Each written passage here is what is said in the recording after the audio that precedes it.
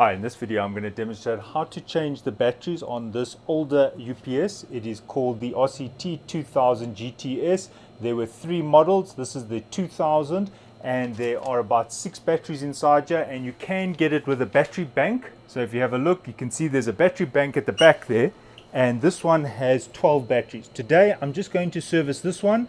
This has got 6 batteries. Both of these are now very low and they're well over 3 years old. It's time to replace the batteries. Right, so make sure everything is off.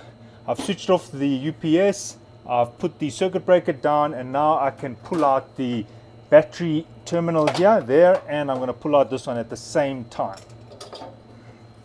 Right, so this I will change in another video. Right, so to open this, there's a screw there, star. Make sure you've powered it down. It's unplugged. There's a screw there. I've already removed it.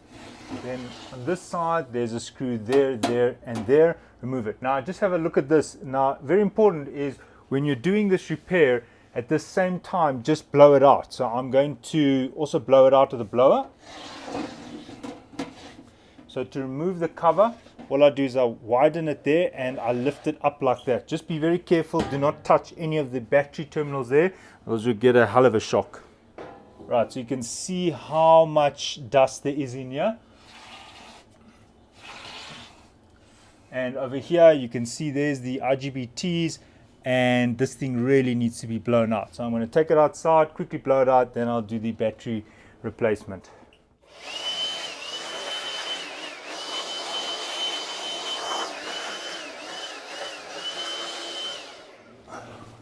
Right, so you can see that's been blown out. All nice and clean here, no more dust. Now to get to the batteries.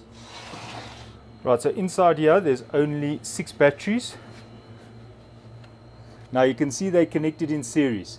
Positive, there to negative, negative to positive, negative to positive, negative to positive, negative to positive, negative to positive. You can see between here it should be at least 12 times 6, but usually a bit more, so maybe 12.5 times 6. So 79.1 volts. Right, so there's 2 screws on the inside here.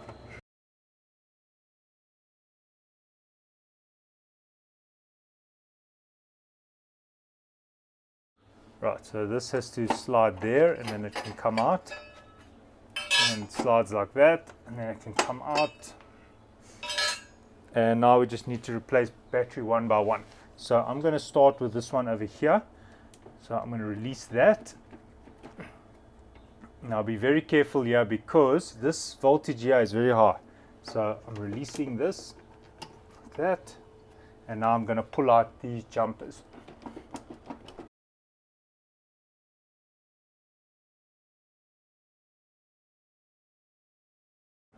Right, so this is a premium battery, UPS battery. I'm not replacing it with the same type. I'm using a gel battery, an 8 amp hour. Immediately you might notice the terminals are a little bit different. I'm using this because it's cheaper. I'm not promoting any battery brand, but as you can see, it's not exactly the right battery because you can see the terminals are wider, but I'll just resize them when I put them back. Right, so I'm just going to slide these out like that. Right.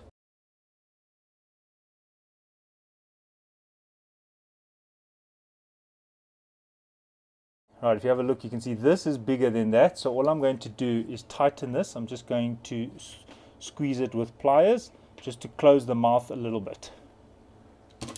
And now it's very tight.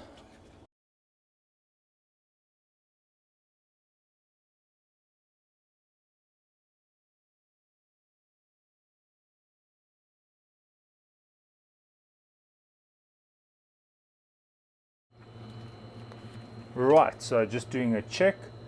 There we go, 77.7 volts. Remember, these haven't been charged, they still need to be charged. Now, last ones are these. Just be very careful now, there's a high voltage sitting here.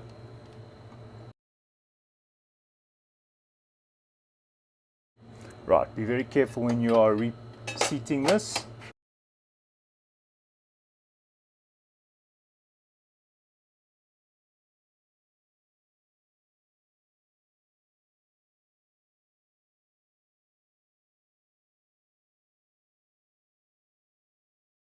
Do not touch any of the terminals. Be very careful now. And now I just need to close it. When you put this on, make sure you widen it. And you slide it on and it goes in like that. So it's 1, 2, 3 and then 2 screws at the back. Right, I'm just plugging it in now. Okay. Right, so you can see that the UPS is powered on, but it is not connected to the load, meaning the load, you can see there it says the output 0 volt. So the UPS is actually offline, but currently plugged in. Now press and hold the select button for about 3 seconds.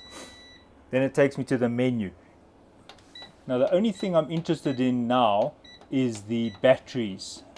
So I'm going to number 13.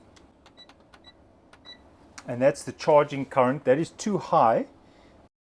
The higher the current, the faster your batteries are going to be depleted long term.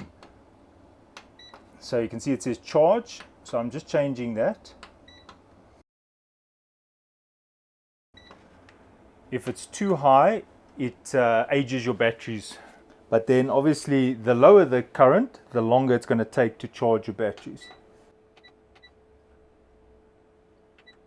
Right, now the last thing is battery capacity. It says there 27 amp hour. That is the total amp hour for the batteries. Okay, battery amp hour, it's 48 amp hours. All it's going to do is tell you how much backup time you've got based on this calculation. So if you want to, you could derate that a bit, because most times the batteries within a year already are much lower than that. So I'll just make it 40. Then at least it's more conservative. So if you look on the face of the UPS and it says it's got an hour and a half, you know that you'll be guaranteed that hour and a half if your load stays the same. Right, now I press and hold those two together. I just press and hold this button to power it on. And there it's powering on. Right, so it's now cleaning the power.